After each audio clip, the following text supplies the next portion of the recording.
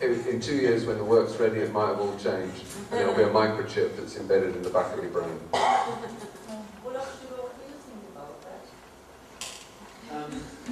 Actually, we are selling USB sticks meanwhile, or hard drives. But we also sell the whole equipment sometimes. BDPDIA, for example, they make a video collage, and they need a special, they need a good display. And we found a very beautiful one, very technical, with a computer integrated in it, and it works very well, 24 hours, 365 days a year. And we don't force the collector to buy this, but we suggest. We suggest it, yeah. You mean this cadaver? Yeah. Yeah, we can show it if you want to see it. Let's go on DVD. He's talking about an expensive and she whips out a bootleg. She got it from the artist. Not to show it in the public. You have the rights to show it. Is there a certificate? They are great. I mean, they're very I Sweden one upstairs as well. You can buy a slide like a picture, like a frame with the artwork. But it solves not the problem what to do in 10 years. Because in 10 years we have different displays, and if the artist says today I want to have shown it on this kind of display, in this we will not have the possibility anymore. Sometimes the collector doesn't want to buy the display, I think. Yeah, we can't force it. But which is why if you sell the display with the artwork, in 10 years when that display is perhaps defunct, the collector or the person that's parted with their money still has the display. So for them it's not necessarily defunct.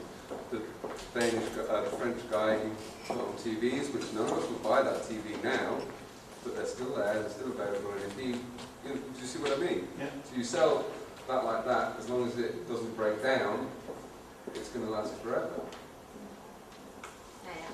Or, until melancholia. Not so well-funded ones, but I work for a super well-funded one. So we have the luxury that we get most of the copies as copies, 35 millimeters, and I really have to say that it makes a difference to a work. If it was shot on 35 or 16 or whatever, it was thought on film, and you see it on film, then it's different.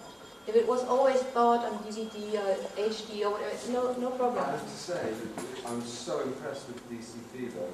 Yeah. And I'm really. But this is what I mean. I'm a film lover, and I love. No, but this is. It doesn't. For me, it's if you want to shoot on film, and then later on you want to have a copy, and then I see the copy that is super. But if you shoot on film and you make a copy, but then you can't send the copy, that's where I want to go to the festival, and then the festival screens it from a DVD. Even Blu-ray, I have to say. It's a difference. This is what I want to say. I think the DCP is the equivalent of a print. If you want to have a print, but some people even don't want to have a print, which is fine. I have no problem. I just want to say that the festival, there are different levels of festivals. So as a filmmaker, I can understand that that sometimes you have a problem being in a festival and seeing your film and last night. But does this real pure technical problem really influence piece?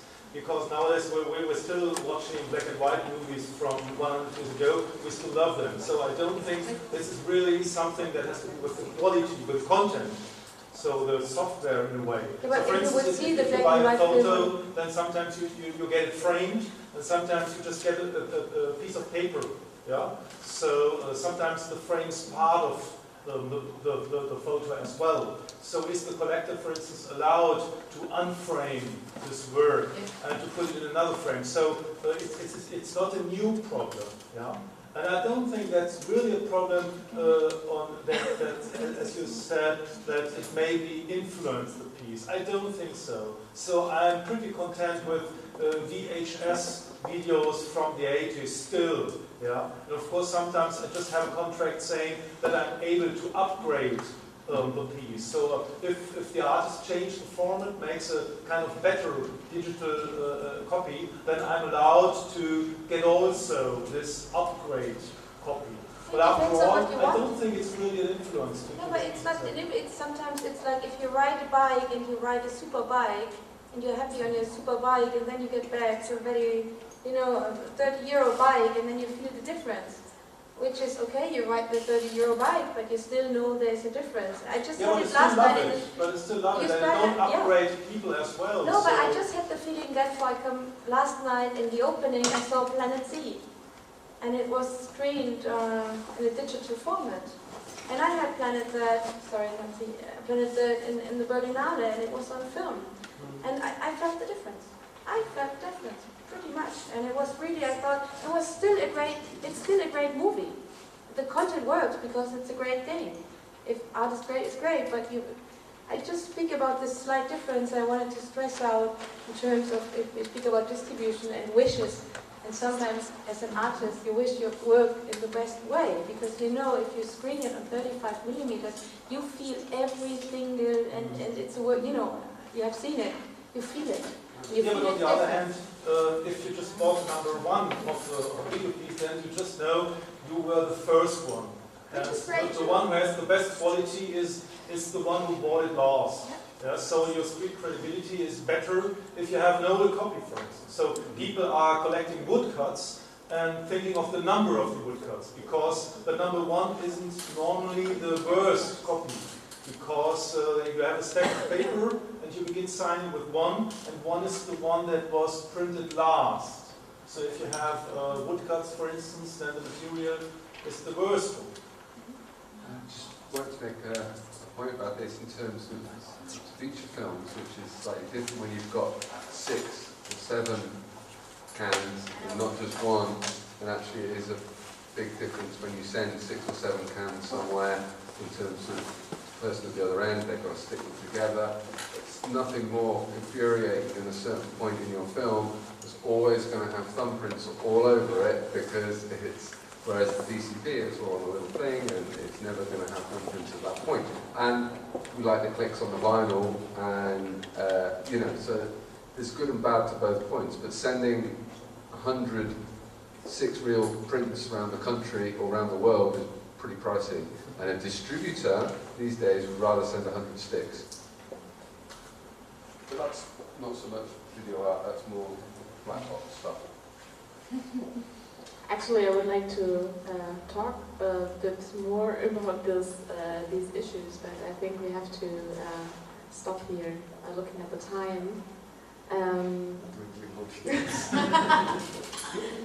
But because we have the second part tomorrow, and I think both panels today and tomorrow raise similar questions, because the situation of video art and short film can, in terms of economy, distribution and exhibition presentation, there are similarities, and I would like to invite everyone taking part in tomorrow's panel, and I would like to thank everyone very much for contributing to the discussion, and have a very nice afternoon and enjoy the festival.